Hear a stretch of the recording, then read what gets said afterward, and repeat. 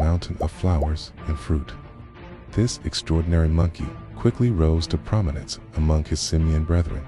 Due to his courage and intelligence, he earned the title Handsome Monkey King, and, seeking immortality, ventured across the seas to learn the secrets of Taoism from a wise patriarch.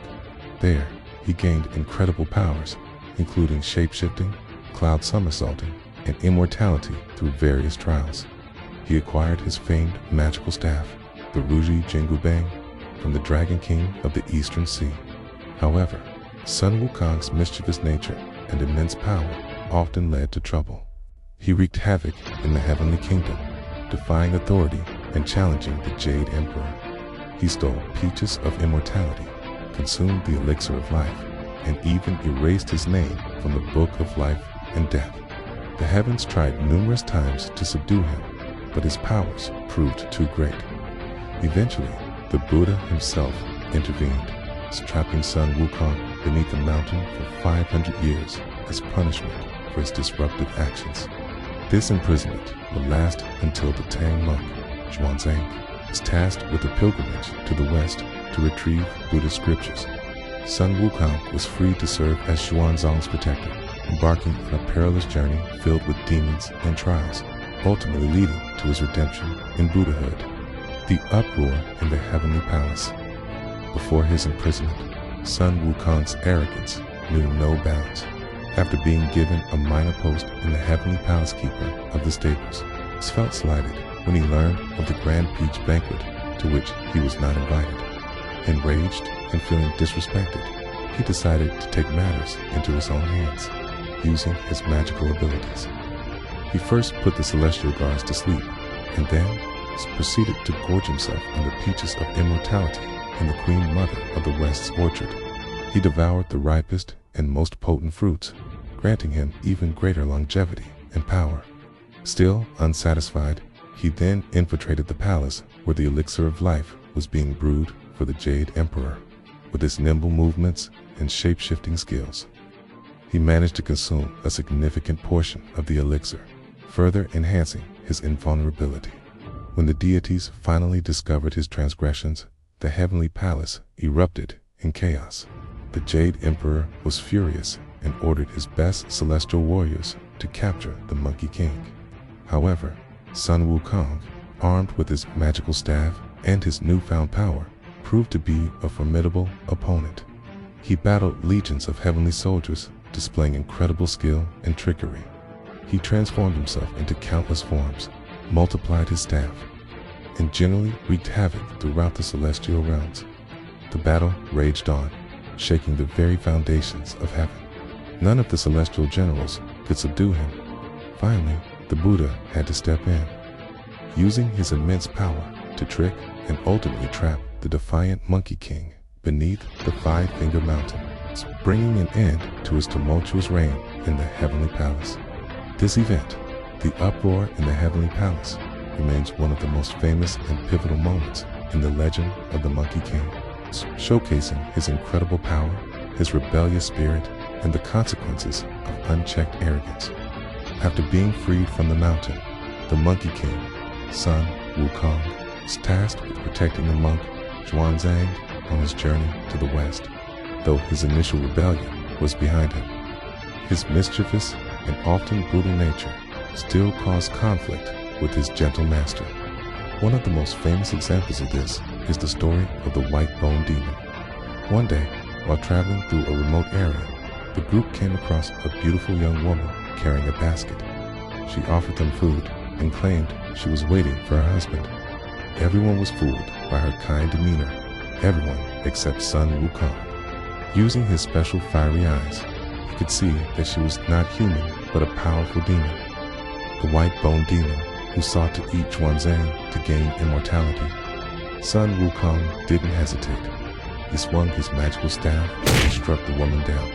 However, the demon was too clever. She escaped her body, leaving behind a fake corpse for the others to find. Horrified, Xuanzang believed his disciple had just murdered an innocent peasant and began to scold him. Sun Wukong tried to explain the demon's true nature, but the others, including the pig-like demon Jew, Baji, sided with the monk. Later, the demon returned, disguised as the young woman's grief-stricken mother. Once again, Sun Wukong saw through the ruse and struck her down, only to have the demon escape again. Xuanzang was now furious, convinced that Sun Wukong was a violent killer. The demon made a third attempt, this time disguised as the young woman's grieving father. Sun Wukong, who by this point had grown impatient, didn't even bother to explain. He simply struck the figure with his staff, finally destroying the demon's essence for good. But it was too late. Seeing what he believed was a third senseless murder, Zhuan's anger reached its peak. He recited the band-tightening spell, which caused the golden circlet on Sun Wukong's head to tighten and inflict excruciating pain. He then wrote a letter of dismissal, banishing the Monkey King from the group. Sun Wukong, heartbroken but loyal, bowed and left. Eventually, the other disciples proved unable to protect Xuanzang, and the monk found himself in great danger. Realizing his mistake, he sent for Sun Wukong, who returned without hesitation. The white bone demon incident served as a painful lesson for both master and disciple, highlighting the immense challenges they faced and the unwavering loyalty that ultimately held them together.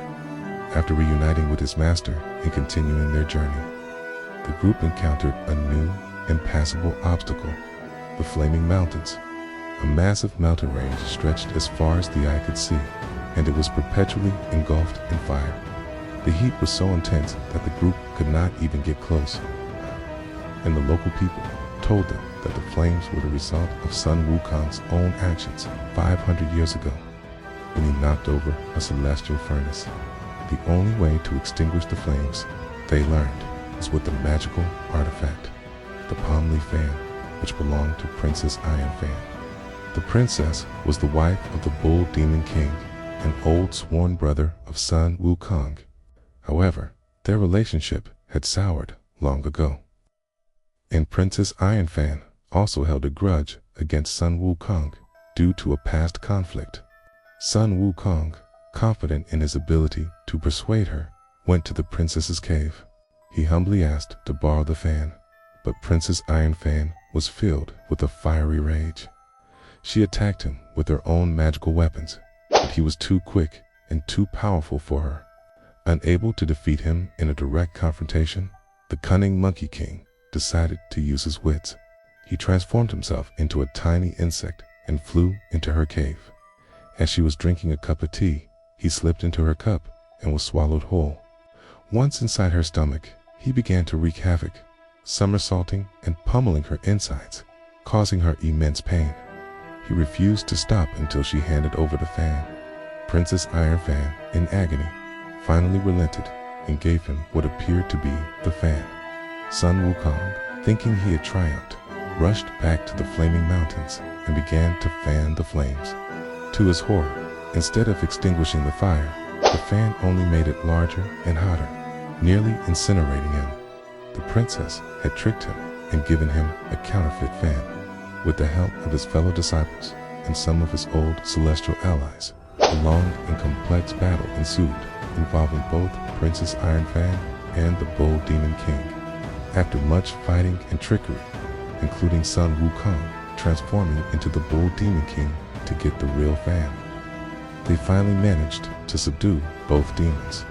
With the real palm leaf fan in hand, Sun Wukong extinguished the raging fires of the Flaming Mountains, clearing the path for Xuanzang and the others to continue their journey toward the west, the Monkey King and the Golden-Horned and Silver-Horned Kings. As the pilgrimage continued, the group entered a region guarded by two powerful demons, the Golden-Horned King and the Silver-Horned King. These demons, disguised as benevolent Taoist priests living in Lotus Cave, possessed 5 powerful magical treasures that had been stolen from the great sage, Laozi himself. These treasures included a magic rope, a 7-star sword, and 2 gourds, one a purple gold gourd and the other a jade bottle. The gourds were particularly dangerous. If a demon held a gourd and called out a person's name, that person would be sucked inside and dissolved into a pool of bloody water within a day, provided they answered. The demons used this trick to capture Xuanzang and the other disciples, but Sun Wukong, ever watchful, managed to escape. Faced with a powerful and tricky enemy, Sun Wukong knew that brute force alone would not be enough. He began to use his own cunning and deceit against the demons. He first transformed himself into a tiny insect and spied on them, learning the secrets of their magic treasures. Then, using his shape-shifting powers, he managed to trick the demons and steal their two powerful gourds. With the gourds in his possession, Sun Wukong challenged the Silver-Horned King to a duel. The Demon King, believing Sun Wukong had no idea how to use the treasures, was overconfident. Sun Wukong held up the gourd and shouted, "Silver-Horned King." The demon, foolishly answering, "What?" instantly sucked into the gourd. He was now at Sun Wukong's mercy. The Golden-Horned King, enraged at his brother's fate, came out to fight. Sun Wukong used a similar trick. He challenged the Demon King, but this time he used his magical hairs to create a fake gourd. He tricked the Golden-Horned King into answering his name, but the fake gourd failed. While the demon was confused, Sun Wukong seized the moment, pulling out the real gourd and trapping him as well. With both demons subdued and the pilgrims rescued, Sun Wukong was surprised to see the great sage Laozi himself arrive. Laozi revealed that the two demons were actually his servants. The golden and silver boy had been sent down to earth to test Wanzang's faith and Sun Wukong's abilities. The 5 magical treasures were returned to Laozi, and the pilgrims, having passed yet another trial, were able to continue their journey. After their successful passage through the flaming mountains, the pilgrims found themselves facing another terrifying obstacle, the Yellow Wind Demon. This demon was a former lion from the spirit realm who had become a powerful and cunning monster. His most dangerous weapon was the Samadhi Wind, a magical, blinding whirlwind that could blow people hundreds of miles away and even pierce through Sun Wukong's fire-resistant eyes. The demon managed to capture Xuanzang and the other disciples, but Sun Wukong escaped to fight him. In their first battle, the Yellow Wind Demon used his powerful wind to blind and disorient the Monkey King, who was nearly defeated. Sun Wukong was blown far away, his eyes watering and stinging from the harsh wind. He realized that brute force would not work against this particular foe, and that he would need outside help. The Bodhisattva gave Sun Wukong 2 magic pearls to protect his eyes from the blinding wind. Armed with this new tool, Sun Wukong returned to the Yellow Wind Demon's cave for a final confrontation.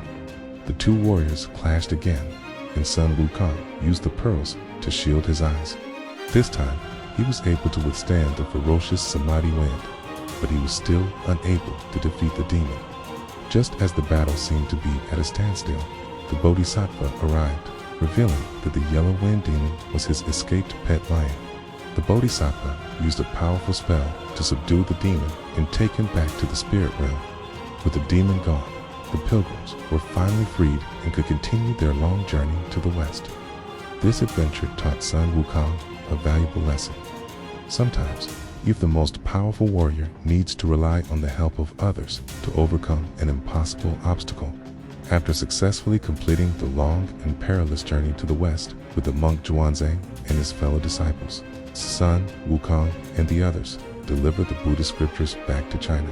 For his unwavering service, protection, and ultimate redemption, the Buddha grants Sun Wukong a high spiritual rank. He is elevated to the status of a Buddha and is given the title Victorious Fighting Buddha, Dojian Shengfor.